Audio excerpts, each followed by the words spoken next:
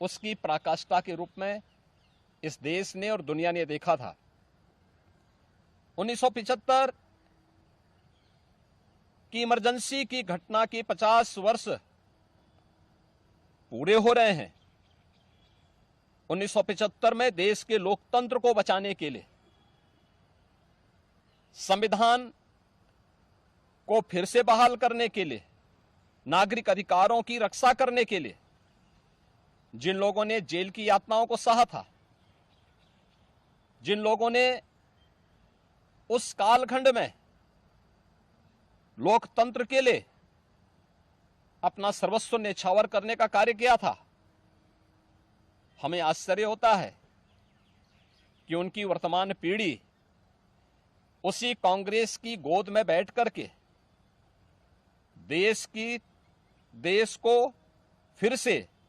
कांग्रेस की तानाशाही और लोकतंत्र विरोधी, संविधान विरोधी तंग दायरे की ओर धकेलने का कुत्सित प्रयास कर रही है। कांग्रेस आज भी उसी रास्ते पर चल रही है और उसी का परिणाम है। जहां भी कांग्रेस नेतृत्व की सरकारें हैं, उनका रवैया, उनके कार्यप्रणाली, उनके द्वारा किए जाने वाले कृत्य इस बात के उदाहरण प्रस्तुत करते हैं। उनके जो सहयोगी हैं, बंगाल में टीएमसी है, केरल के उनके सहयोगी हैं, या तमिलनाडु के उनके सहयोगी हैं, या कांग्रेस नेतृत्व की सरकारें जहां कार्य कर रही हैं, उनकी कार्य पद्धति को आप देखें। जो लोग जनता को गुमराह करके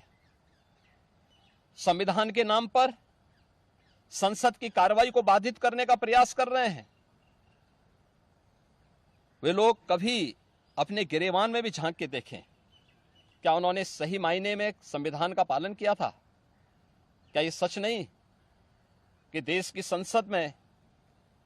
कांग्रेस के एक वरिष्ठ नेता ने वहां पर जिस प्रकार का आचरण किया था, एक बिल को संसद के फ्लोर पर ही किस तरीके से अपमानित करने का काम किया था, वहां फाड़ने का काम किया था, ये क्या किसी से छुपा हुआ है? या अन्य अनेक ऐसे कृत्य